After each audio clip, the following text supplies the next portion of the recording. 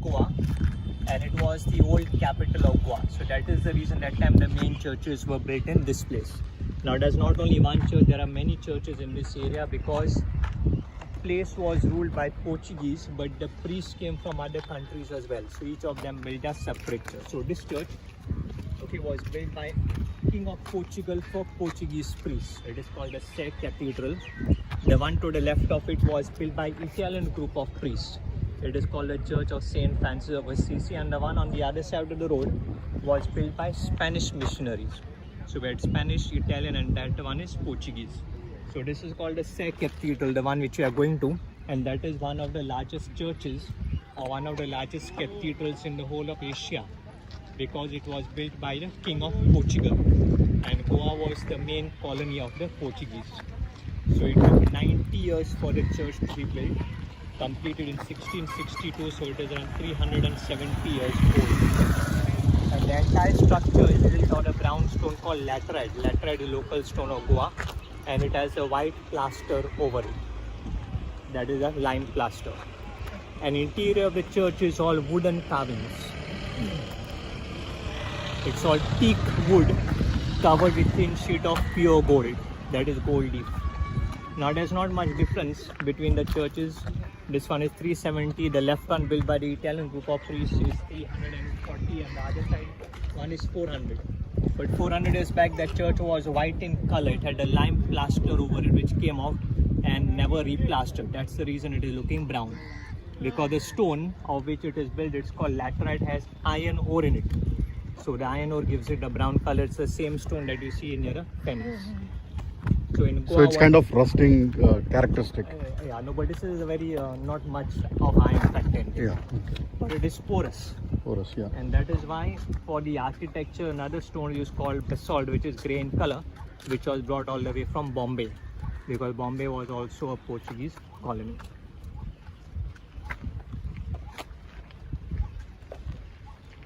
And every day we have service over here in Konkani local language. One time. Before we used to have 3 times, but now because of the COVID we have only once a day in the morning at 7 o'clock in Konkani local language. Other ceremonies like marriages, confessions, baptism ceremonies and all are held. So it's an active church. So only this one and the brown one on the other side, which is the Basilica of Bom Jesus. In that we have services every day. So therefore the one at the back, which was built by the Italian missionaries, is today converted to a museum. It's an archaeological museum having some statues of saints and governors, and also a portrait gallery of the viceroys and governors who ruled over Goa.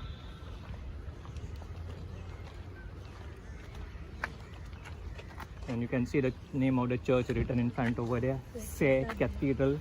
It is not saint but Sé. S-E is a Portuguese word meaning seat. So it means seat of power. And cathedral is the main church of the state. So the main priest, the archbishop, used to conduct the service over here. But now he lives in Panjim because the capital is Panjim today. But this was the old capital of Goa. That's the reason the old churches were built here. But there were epidemics like cholera, malaria, plagues. In 1842, the Portuguese shifted the capital from here to Panjim, also called Panaji.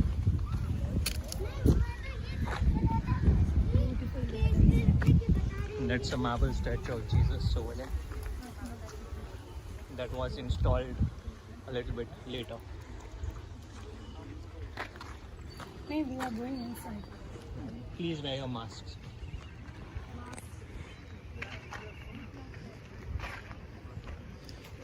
Now, because the laterite stone is porous, you can see the grey stone called basalt brought from Bombay.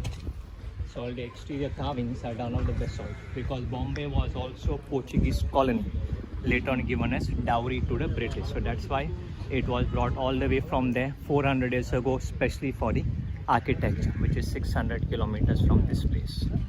So we'll now go inside. So inside the church there are very beautiful wooden carvings covered with gold leaf. And there are smaller rooms inside the church called chapel. So chapel like a small church. Most of the other churches have only 2, but this being big has 8 chapels named after different saints. Okay, so inside you can take photographs. Kuki Jai Ma.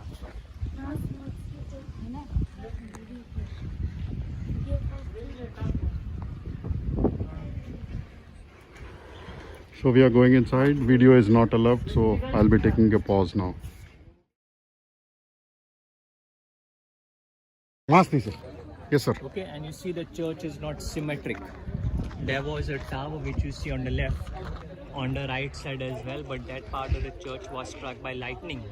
Oh. So therefore the top of that tower fell down and was never rebuilt.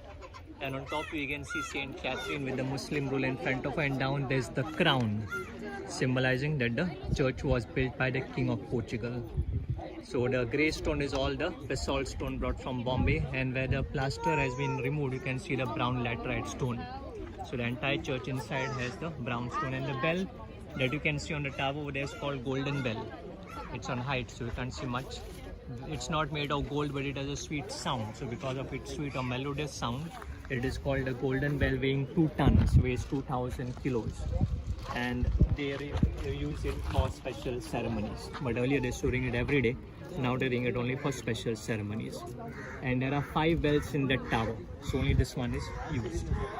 So this is the biggest bell in Goa, weighing 2 tons, 2000 kilograms. Okay, so I hope you like the explanation. Very nice, very nice. No. Clarification you can ask.